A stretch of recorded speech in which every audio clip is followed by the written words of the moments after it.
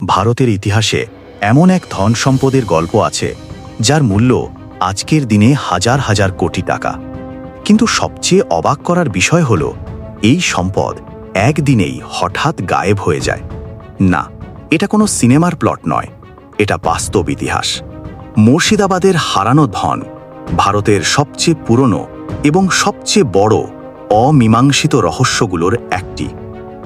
1757 সালের পলাশির যুদ্ধের আগের রাতে নবাব সিরাজউদ্দৌলার গোপন ভল্ট থেকে সরিয়ে ফেলা হয় অজস্র সোনা, হীরা, জহরত, মোঘলদের ব্যক্তিগত রত্নভাণ্ডার আর বিদেশি মুদ্রা।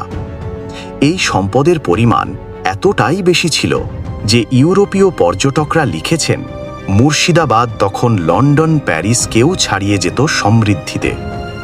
কিন্তু যুদ্ধের পর সেই ধন আর কখনো ফিরে পাওয়া যায়নি। কোথায় গেল সেই সম্পদ? আজ আমরা সেই রহস্যই খতিয়ে দেখব। অষ্টাদশ শতকে মুর্শিদাবাদ ছিল ভারতের অনানুষ্ঠানিক অর্থনৈতিক রাজধানী। ভাগীরথী নদীর তীরে দাঁড়িয়ে থাকা বড় বড় হাট, কারখানা, বাণিজ্য কেন্দ্র। প্রতিদিন দেশের বিভিন্ন প্রান্ত থেকে আসত রেশম, মসলিন, মুদ্রা, সোনা, রূপা। কিন্তু এই বাণিজ্যের শীর্ষে ছিল নবাবী ট্রেজারির বিশাল ভাণ্ডার, যার সঠিক পরিমাণ আজও কেউ জানে না। অনেকেই বিশ্বাস করেন এটাই ছিল ভারতের ধনীতম রাজকোষ। কিন্তু পলাশির যুদ্ধের আগের রাতটা ছিল ইতিহাস বদলে দেওয়া এক রাত। তখনই নবাব সিরাজউদ্দৌলা গোপনে আদেশ দেন রাজকোষের একটি বড় অংশ সরিয়ে ফেলতে। কারণ তিনি বুঝতে পেরেছিলেন ইংরেজরা যদি জেতে এই ধন তাদের হাতে তুলে দেওয়া যাবে না। কিন্তু সমস্যাটা হলো সেই ধন কোথায় সরানো হয়েছিল তার কোনো নির্ভরযোগ্য নথি আজ নেই। কোনো ইতিহাসবিদ বলেন নদিয়ার দিকে পালানোর সময় লুকানো হয়েছিল, কেউ বলেন রাজমহলের পাহাড়ি গুহায়, আবার কেউ বলেন নদীর তলায় ডুবিয়ে রাখা হয়েছিল। কিন্তু কোনো প্রমাণ নেই। এবার আসা যাক জগৎ শেঠ পরিবারে, বাংলার সবচেয়ে শক্তিশালী ব্যাংকার গোষ্ঠী। বহু ইতিহাসবিদের দাবি ইংরেজদের সঙ্গে তাদের গোপন সমঝোতা ছিল। তারা নাকি রাজকোষের গুরুত্বপূর্ণ অংশ নিজেদের অধীনে সরিয়ে রেখেছিল।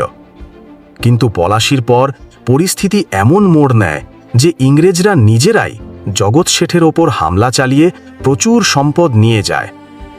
কারো মতে এই ধনের একটা বড় অংশ ইতিহাসের অন্ধকারে হারিয়ে গেছে। আসলে কারা ট্রেজারি সরিয়ে ফেলেছিল?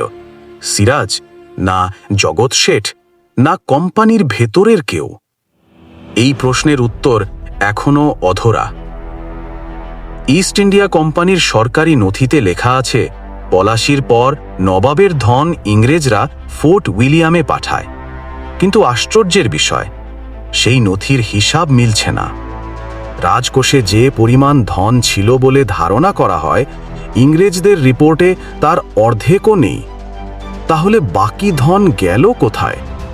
নথি বদলানো হয়েছিল, নাকি এর আগেই কেউ ভাগ করে নিয়েছিল? সত্যিটা আজও অজানা। মুর্শিদাবাদে আজও এমন লোককথা প্রচলিত আছে যে ভাগীরথী নদীর তলায় সিন্ধুকে ভরা সোনা ডুবিয়ে রাখা হয়েছিল। বয়স্ক মানুষরা বলেন নদীর নির্দিষ্ট জায়গায় নাকি মাঝে মাঝে জলের নিচে সোনার ঝিলিক দেখা যেত।